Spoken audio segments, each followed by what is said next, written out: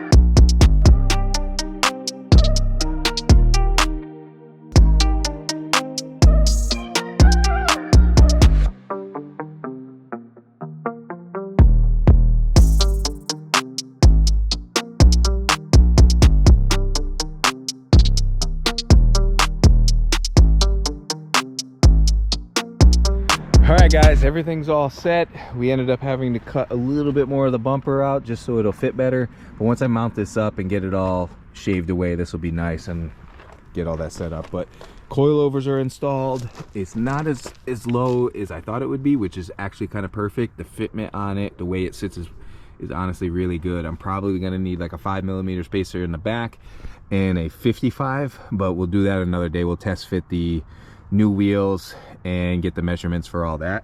But I love the fitment on this, and you guys remember that I did max out the camber to give it less, and when we put the angle kit on, it still ended up with a decent amount of camber, which is perfect for the little bit of daily driving I'll do in it and the track oriented stuff. And I'm gonna figure out the alignment on this and see if I can get like an at-home kit or something like that, or find somebody local that does like race specific alignments. But yeah, other than that, super happy with everything on this.